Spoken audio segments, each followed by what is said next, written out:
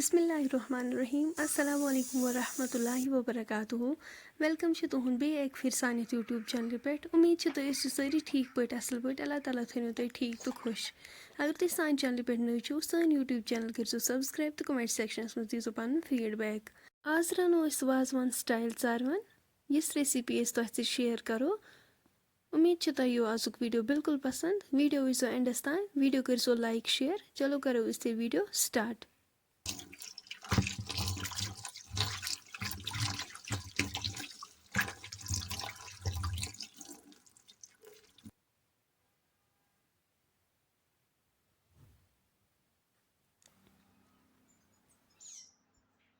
Recipe बनाने खतर निम बुड़ल सब्ज ٲl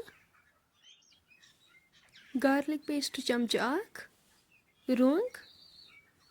दालचीन शूज यपर थोमुत वाश करित बे निमित गंड यम थमित चॉप करित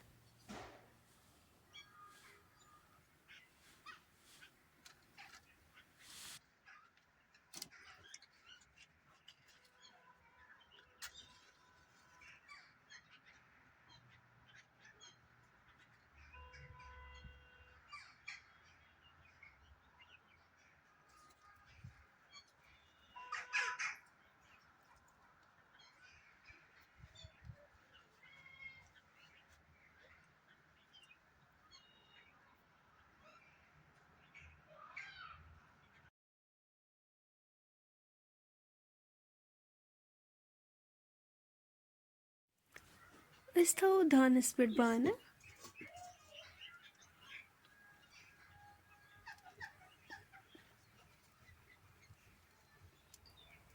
अत मज करो आब ऐड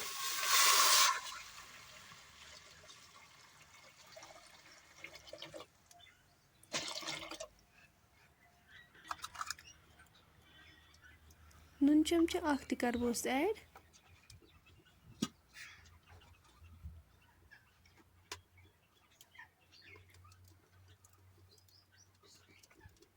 युस शूश वाश करित थोमुत यह करो अत मज ऐड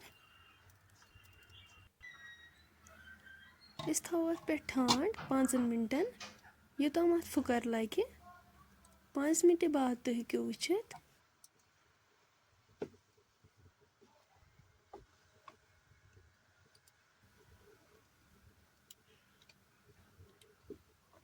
अम पे नो आब त्रित छलवन यह तुरने आब छोल यह तुरने आब अम पे करो लकट लकट पीसेस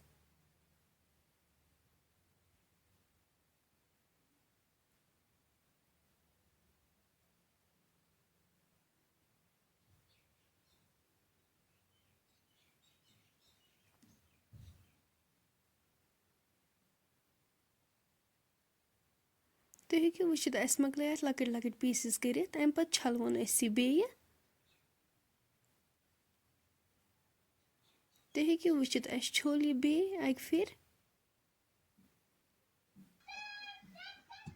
दानस पे थो प्रेशर कुकर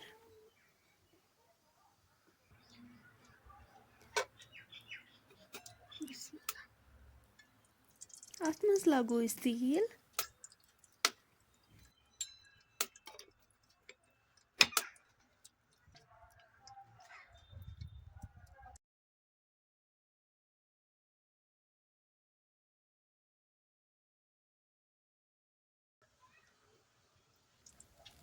तेल गरम गम गंड थमित चॉप कर तम करो अत मज ऐड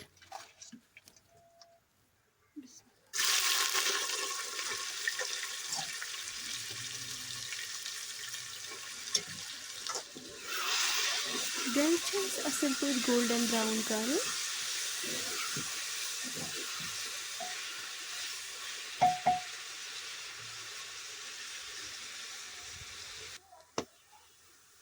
तुम हेको वुचित गंड गोमुत गोल्डन ब्राउन तुलवन वन बानस मज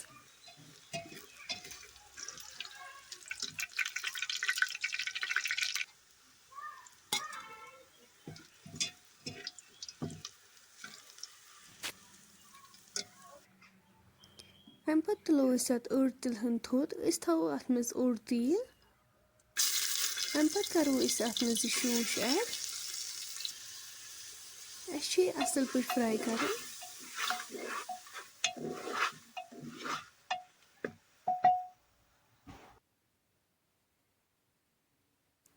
अमि पत्तु करो अस अत मज सोबूत मसाल सारी ऐड बड़ ٲl सब्ज ٲl दालचीन रौंग यह कोर अस सलिम ऐड अत मज यह करवन अस असल पे मिक्स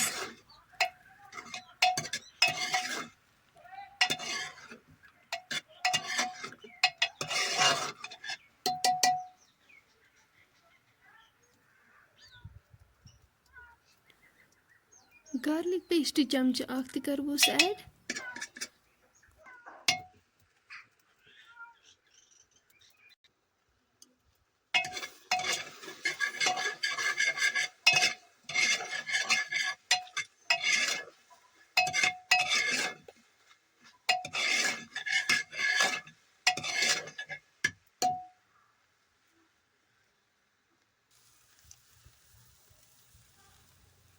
अमि पत्तु करो अस अत मर्चरंगन चमच 2 ऐड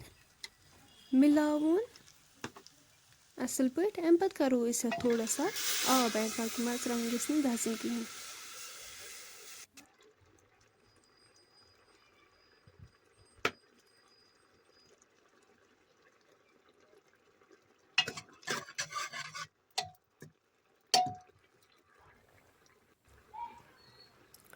अमि पत्तु करो अस गंड ऐड यम अस फ्राई करित थमत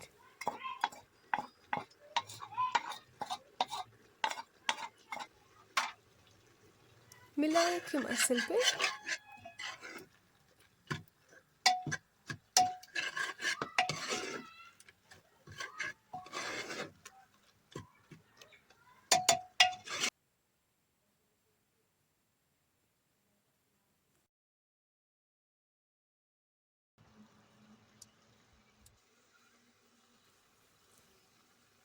अमि पत्तु करवोस आब लीटर अख ऐड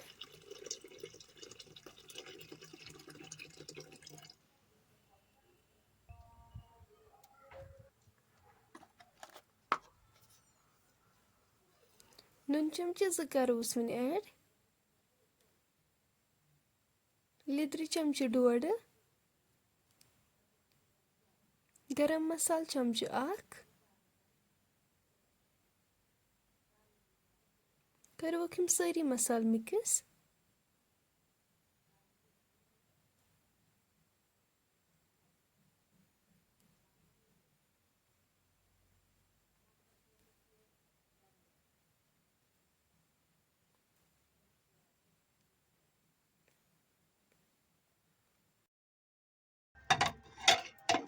अमि पत्तु थावो अस लिड से कवर करित दिमोस 2 विसल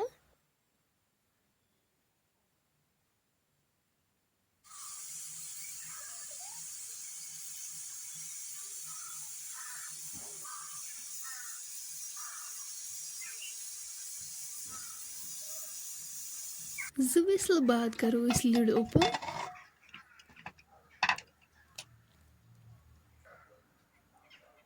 तुम हेको वुचित माशाअल्लाह चारवन गोमुत बिल्कुल तैयार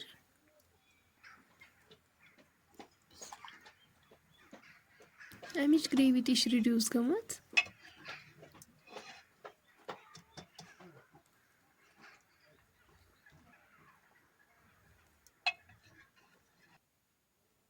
पे त्रोस वो मेथ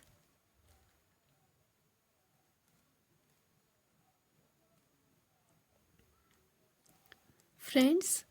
अगर तुम सन अजिच रेसिपी वन पसंद आसव आम सन यूट्यूब चैनल करो सब्सक्राइब तो कमेंट सेक्शनस मज दीजो पन फीडबैक इंशाल्लाह मिलो नेक्स्ट बेकिस वीडियोस मज तोतान थो पन्न दुहन मज याद अल्लाह हाफिज।